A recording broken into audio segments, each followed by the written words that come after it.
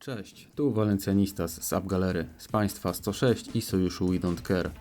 Z góry przepraszam za dość późny skrót ze spotkania z Active Alliance z Państwa 206 w kanionie rezerwuaru Reservoir Right The Summit. Dzisiejsze wideo oprócz przedstawienia walki dwóch silnych sojuszów ma również drugi cel. Pokazanie trudnego zadania, jakie stawia się graczowi, dając mu za zadanie pilnowanie, polowanie i zbieranie wody z tych małych farm wodnych, które pojawiają się co jakiś czas na mapce rezerwuaru.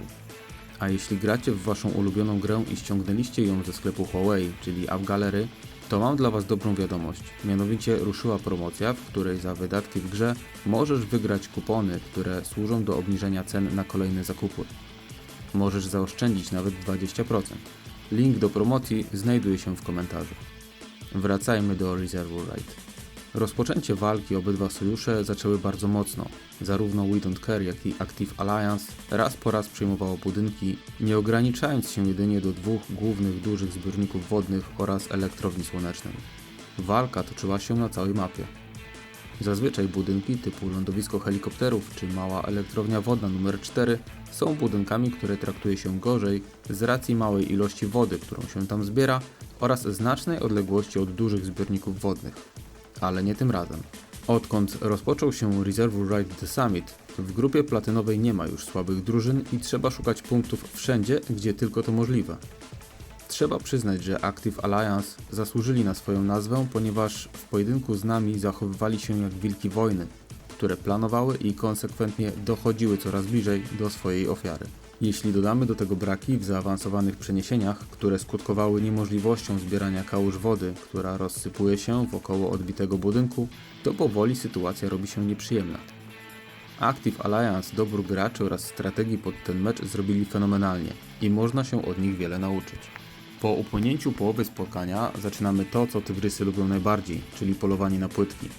Jeśli oglądaliście skrót spotkania z poprzedniego Reservoir Right, mogłoby się wydawać, że zbieranie wody z tych małych farm wodnych jest nudne, przewidywalne i powinno się tam oddelegować graczy, którzy coś przeskrobali w sojuszu, czyli po prostu taka forma kary.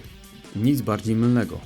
Hunter to jedna z ważniejszych postaci w wydarzeniu Reservoir Right. Biorąc pod uwagę, że najpierw farm jest 12, a później aż 28, a każda farma daje 120 jednostek wody, to posiadanie dedykowanych graczy do tego zadania staje się must be dla sojuszu.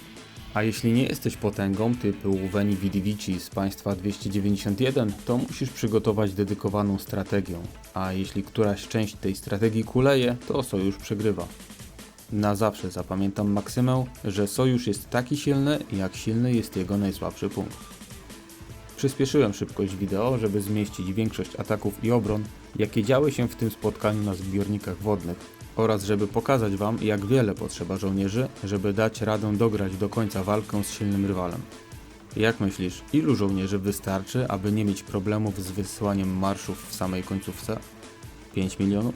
7 milionów? Może 10 milionów? Chcę Wam pokazać, że bycie Hunterem w czasie Reservoir Right nie polega wyłącznie na posiadaniu wysokich statystyk i kontrolowaniu zbiorników.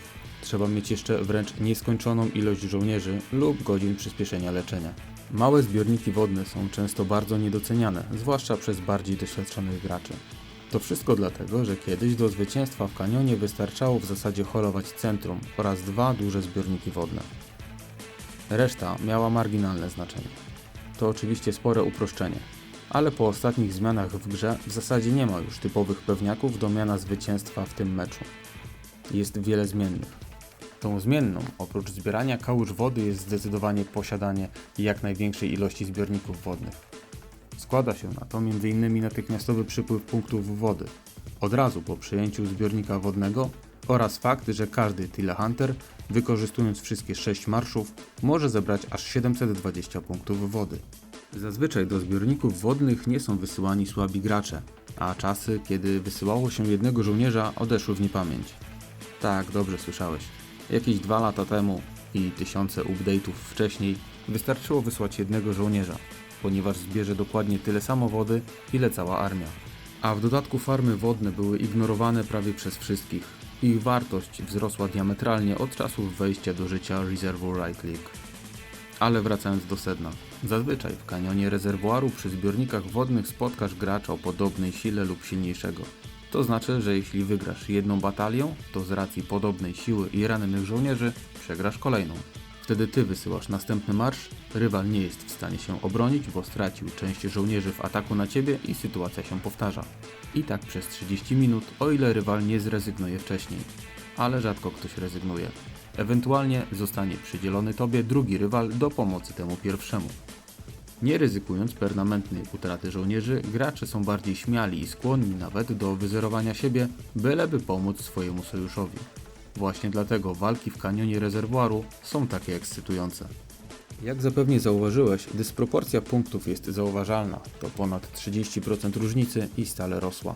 Active Alliance zdecydowanie przeważali w każdym aspekcie gry, a We Don't Care nie było w stanie przeciwstawić się sile i strategii, jaką przedstawili nam rywale. Ale walki o zbiorniki wodne to zawsze wielka frajda, nawet kiedy pod koniec walki nie masz już czym próbować odbić tych zbiorników, a twoja osada płonie, bo dosłownie nie posiadasz ani jednego żołnierza, który mógłby jej chronić. Właśnie wtedy widać jest, że walka w Reservoir Raid sprawia ci radość i nie byłeś typową śpiącą królewną. Na dziś to tyle. Mam nadzieję, że miałeś frajdę oglądając to wideo i od razu zapraszam cię do kolejnych. Tymczasem do zobaczenia. Cześć!